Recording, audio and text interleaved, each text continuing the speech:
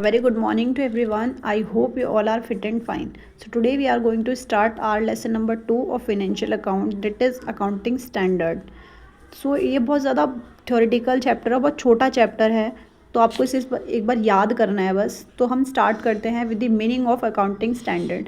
कि accounting standard basically होता क्या है. तो अकाउंटिंग स्टैंडर्ड एक वो टर्म होती है, एक वो गाइडलाइंस होती है जहाँ पर हम अपनी सारी की सारी कंपनी के प्रेजेंटेशन देते हैं, रिकग्निशन अपनी कंपनी की रखते हैं. रिकग्निशन मीन्स बेसिकली होता है पहचान. तो अपनी सारी की सारी कंपनी की पहचान, प्रेजेंटेशन हम अकाउंटिंग स्टैंडर्ड सेट करके देते हैं. और ये करी किसके द्वारा जाती है? ICAI के द्वारा. और ये ICAI के द्वारा करा जाता है, that is institute of chartered accountant of India. All right. तो यहाँ पर अकाउंटिंग स्टैंडर्ड में कुछ प्रिंसिपल्स जो हैं वो इंक्लूड होते हैं. तो मैं आपको इसका एक बार गो थ्रू करवाती हूँ. That is first one is recognition principle. Recognition means क्या करना है, मतलब हमें पहचान होनी चाहिए कि हमें एक्चुअली में करना क्या है. आफ्टर है कि मेजरमेंट प्रिंसिपल, यानी कि हमें ये पहचान होगी कि हमें करना क्या है. All right. लेकिन कितना करना है, हमें एक मेजरमेंट भी तो होना चाहिए इन टर्म्स ऑफ मनी, कि हमें कितने रुपए का काम करना है, कितना काम करना है, measurement.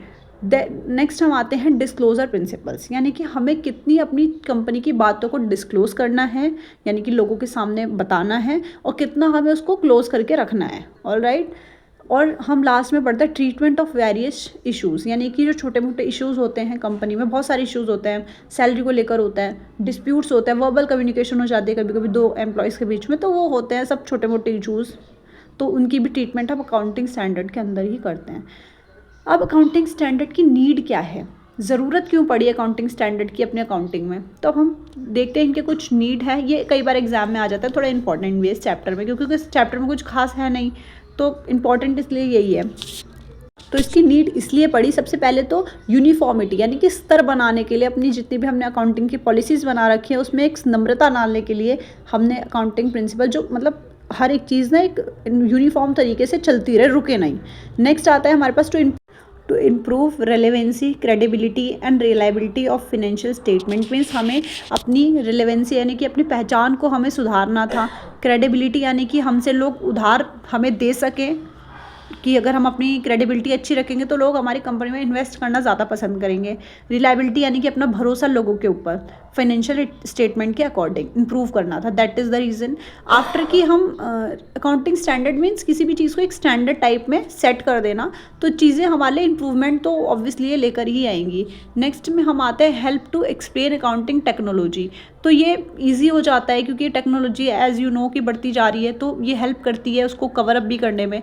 Next it forms a base for accounting. ये एक अकाउंटिंग के लिए एक बेस सेट कर देता है किसी भी अकाउंटिंग के लिए, कि बेसमेंट में आप सबसे पहले अकाउंटिंग स्टैंडर्ड सेट कर लो तो सबके लिए ईजी हो जाएगा, अपने काम को भी पहचानना सबके लिए ईजी हो जाएगा.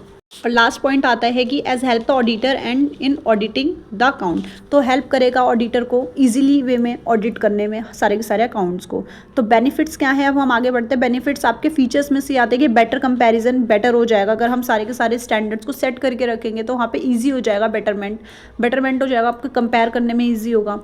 यूनिफाइड रूल्स जो हैं वो यूनिफाइड होंगे, कोई भी ज़्यादा क्योस नहीं होंगे कंपनी में. फिर नेक्स्ट आता है रिमूव कन्फ्यूज़न हटा देगा, काम बहुत ज़्यादा क्लैरिफाई हो जाएगा. इंप्रूव डिस्क्लोजर को इंप्रूव करता रहेगा. प्रमोट करेगा बेटर अंडरस्टैंडिंग सारे के सारे अकाउंटिंग की.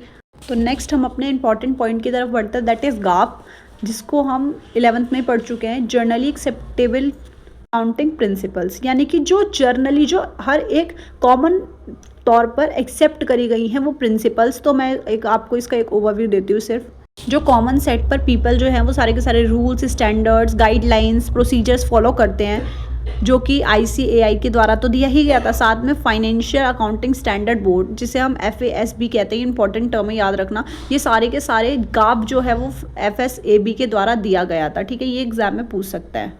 और फिर गाप का जो एम्स है वो क्लैरिटी को इम्प्रूव करना है, कंसिस्टेंसी बढ़ाना है, और हम अपने कंपनी को कंपेयर भी कर सकते हैं अपने फाइनेंशियल ट्रांजैक्शन के अकॉर्डिंग. यहाँ पे आप देख सकते हैं कुछ इंडियन अकाउंटिंग स्टैंडर्ड्स दिए गए हैं. इसको आप एक बार याद कर लेना, क्योंकि कई बार एग्जाम में एज ए MCQ भी आ जाता है कि ये वाले स्टैंडर्ड किस पे काम करता है. तो ये सब आप एक बार बस पढ़ लेना. जैसे कि अकाउंटिंग स्टैंडर्ड 1 जो है वो डिस्क्लोजर ऑफ अकाउंटिंग पॉलिसीज़ पे दिया गया है. तो एक तो ये वाला, और एक ये सारे जितने भी अकाउंटिंग प्रिंसिपल आ रहे हैं 29 तक, मेक श्योर हो कि आपको वो याद होना ही चाहिए। एग्ज़ाम में नहीं आएगा पर फर्दर आपको ये याद रखना ही पड़ेगा, तो मेक श्योर करना कि आप इसे याद कर लो। तो एक बार ज़रूर आप स्क्रीनशॉट लेके दोनों पेजेस का एक बार इसे ज़रूर लर्न कर लेना, बहुत इंपॉर्टेंट टर्म्स हैं ये सब। अब ये तो था हमारा पूरा का पूरा chapter, that is counting standard.